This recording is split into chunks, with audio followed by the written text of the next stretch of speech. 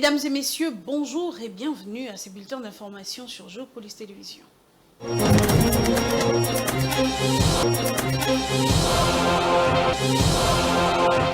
Une nouvelle grève a débuté ce lundi 7 octobre 2024 à Kinshasa, initiée par le travailleur de maisons de commerce chinoises, libanaises et indo-pakistanais. Malgré les promesses de l'hôtel des villes, leurs conditions de travail restent tout de même inchangées, rendant ainsi la situation préoccupante. Je vous propose donc de suivre ces reportages de Rosie Chioyo et Giscard Taba qui étaient sur terrain. Depuis ce lundi, les travailleurs des maisons de commerce gérées par des Chinois, Libanais et Indo-Pakistanais ont décidé de reprendre leur grève. Un mois après avoir suspendu le mouvement suite aux promesses de l'hôtel des villes d'intervenir auprès de leurs employeurs, ils se retrouvent face aux mêmes défis. Des conditions de travail précaires, l'absence d'augmentation salariale par rapport au taux du jour en dollars, des pauses inexistantes et des heures supplémentaires non rémunérées.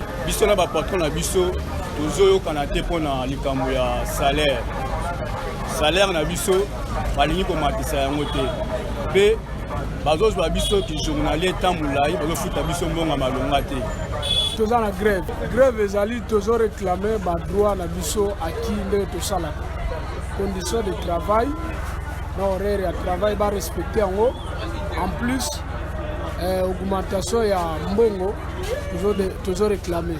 Cette situation devient de plus en plus intolérable dans un pays en proie de fluctuations économiques qui mettent leurs employés à rude épreuve. Transport est un combattant. Mais bon transport on peut savango et zamoukier.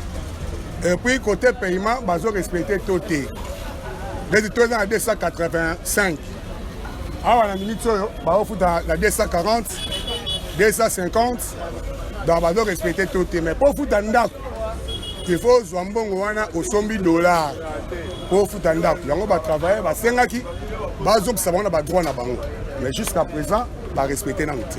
Selon certains témoignages recueillis sur place, le patron de magasin amasse des millions de dollars tout en versant à leurs employés expatriés comme eux des dollars atteignant à peine $1000, alors que les travailleurs congolais luttent pour survivre avec un salaire dérisoire payé au taux de 1450 francs congolais pour $1, alors que le taux est actuellement à 2800 voire 2850 francs pour $1 américain.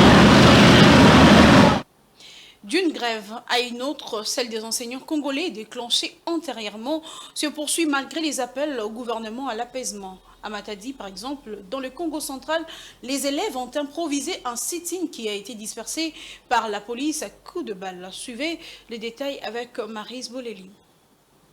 Depuis la rentrée scolaire en septembre dernier, plusieurs écoles publiques dans l'étendue du territoire national sont en grève. Cette grève est motivée par le non-respect des engagements du gouvernement envers les enseignants, notamment en ce qui concerne leur salaire. Malgré la réunion que la ministre de l'Éducation nationale et de la Nouvelle Citoyenneté, Raïssa Malou, a eu avec le syndicat des enseignants hier sur la levée de cette grève et la fin des perturbations au sein des écoles publiques. D'un côté, il y a fin de la grève des enseignants dans la province de Lualaba. D'un autre côté, un sit-in a été organisé le lundi avant midi devant la mairie de Matadi, dans le sud-ouest de la RDC, par les élèves des écoles publiques de cette ville, réclamant un compromis entre les autorités provinciales et les enseignants grévistes en vue d'une reprise de cours qui se sont vus menacés par les forces de l'ordre pendant le sit-in.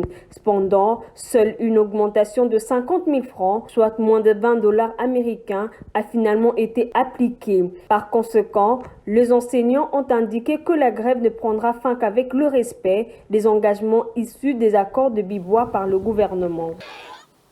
Autre chose à présent, la première ministre Judith Suminwa a participé ce lundi à la conférence sur les développements durables de Hambourg, présidée par le chancelier allemand Olaf Scholz. Son engagement vise donc à établir des partenariats économiques pour l'énergie verte en ligne avec les priorités du chef de l'État Félix Tshisekedi. Écoutez son propos recueilli par Patience Okeke. Je suis venue parce que le président de la République, Son Excellence M. Félix Antoine Tshilombo m'a demandé de le représenter dans cette conférence qui concerne le développement durable de Hambourg. En fait, c'est une première conférence qu'organise l'Allemagne, ici à Hambourg, qui est une ville économique.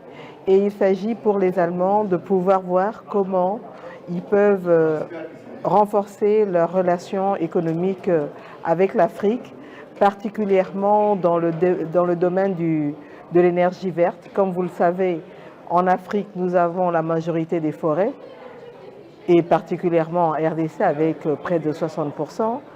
Comme vous le savez, en Afrique, nous avons un certain nombre de minerais stratégiques, comme par exemple le cobalt en RDC, où on est le producteur de pratiquement un peu plus de 60% de ce minerai. Or, ces minerais aujourd'hui, ce sont des minerais qui sont utilisés, que ce soit le cobalt, que ce soit du lithium, pour produire des batteries.